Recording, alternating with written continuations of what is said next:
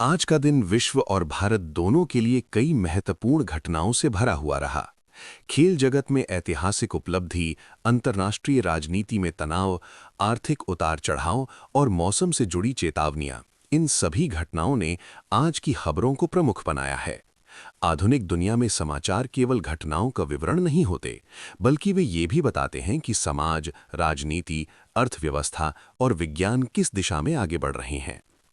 सबसे बड़ी खबर खेल जगत से आई है, जहां आईसीसी मेंस टी20 वर्ल्ड कप 2026 के फाइनल में इंडिया नेशनल क्रिकेट टीम ने शानदार जीत हासिल की। भारत ने न्यूजीलैंड नेशनल क्रिकेट टीम को 96 रनों से हराकर इतिहास रच दिया। ये मैच अहमदाबाद के नरेंद्र मोदी स्टेडियम में खेला गया, जहां हजारों दर्शकों ने इस ऐतिहासिक पल को देखा। भारत ने पहले बल्लेबाजी करते हुए 255 रन बनाए और न्यूजीलैंड को 159 रन पर ऑल आउट कर दिया। इस जीत के साथ भारत टी20 विश्व कप को लगातार दूसरी बार जीतने वाली और कुल मिलाकर 3 बार जीतने वाली पहली टीम बन गई। भारतीय टीम के कप्तान सूर्य कुमार यादव ने इस जीत को टीम की मेहनत और एकजुटता का परिणाम बताया। वहीं शानदार प्रदर्शन के लिए संजू सैमसन को टूर्नामेंट का सर्वश्रेष्ठ खिलाड़ी चुना गया और जसप्रीत बुमराह ने फाइनल मैच में शानदार गेंदबाजी करते हुए प्लेयर ऑफ द मैच का पुरस्कार जीता। खेल के अलावा अंतर्राष्ट्रीय राजनीति में भी आज कई महत्वपूर्ण घटनाएं देखने को मिली। पश्चिम एशिया में बढ़ते तनाव ने पूरी दुनिया का ध्यान अपनी ओर खींचा है। क्षेत्र में चल रहे संघर्ष के कारण कई देशों में सुरक्षा और यात्रा व्यवस्था प्रभावित हुई है। कई एयरलाइनों की उड़ानें प्रभावित हुई हैं और हजारों यात्री विभिन्न देशों में फंस गए हैं। इन परिस्थितियों को देखते हुए भारत सरकार और विमानन मंत्रालय ने नागरिकों को सुरक्षित वापस लाने के लिए विशेष उड़ानों की योजना बनाई है। अंतर्राष्ट्रीय तनाव का असर वैश्विक अर्थव्यवस्था पर भी दिखाई दे रहा है। कच्चे तेल की कीमतों में वृद्धि के कारण दुनिया भर के शेयर बाजारों में अस्थिरता देखने को मिल रही है। भारत में भी आज शेयर बाजार में गिरावट दर्ज की गई और प्रमुख सूचकांक सेंसेक्स और निफ्टी दबाव में बंद हुए। विशेषज्ञों का मानना है कि यदि वैश्विक तनाव लंबे समय तक जारी रहता है तो इसका असर व्यापार, निवेश और आर्थिक विकास पर पड़ सकता है। भारत में विकास और बुनियादी ढांचे के क्षेत्र में भी महत्वपूर्ण कदम उठाए जा रहे हैं।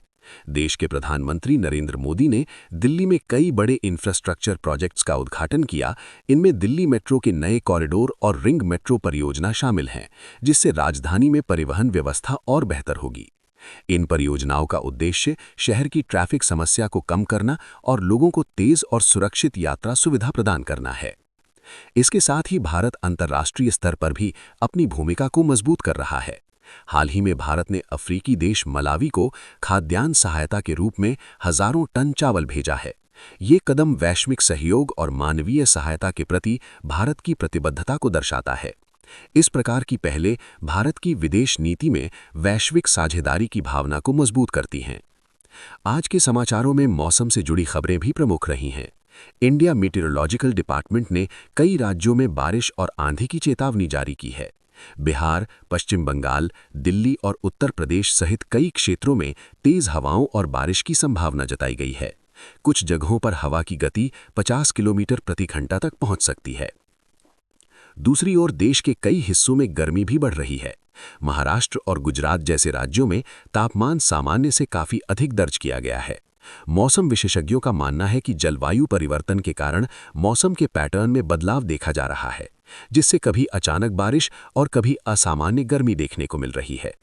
विज्ञान और तकनीक के क्षेत्र में भी आज कई सकारात्मक खबरें सामने आई हैं। अंतरिक्ष अनुसंधान में नई खोजें हो रही हैं और वैज्ञानिक ब्रह्मांड के रहस्यों को समझने के लिए लगातार प्रयास कर रहे हैं। अमेरिकी अंतरिक्ष एजेंसी नासा के वैज्ञानिक जेम्स वेब स्पेस टेलीस्कोप से प्राप्त नए डेटा का अध्ययन कर रहे हैं, जिससे दूरस्थ आकाशगंगाओं के निर्माण और ब्रह्मांड की उत्पत्ति के बारे में नई जानकारी मिल सकती है। भारत की अंतरिक्ष agency Indian space research organisation भी अपने महत्वाकांक्षी मानव अंतरिक्ष मिशन गगनयान की तैयारी में लगी हुई है।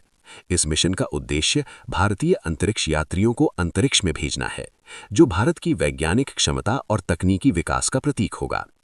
शिक्षा और समाज के क्षेत्र में भी कई सकारात्मक पहलें शुरू की जा रही हैं। महिलाओं की भागीदारी बढ़ाने और स्थानीय शासन को मजबूत करने के लिए सरकार ने से नो टू प्रॉक्सी सरपंच नामक अभियान शुरू किया है। इसका उद्देश्य पंचायतों में चुनी गई महिला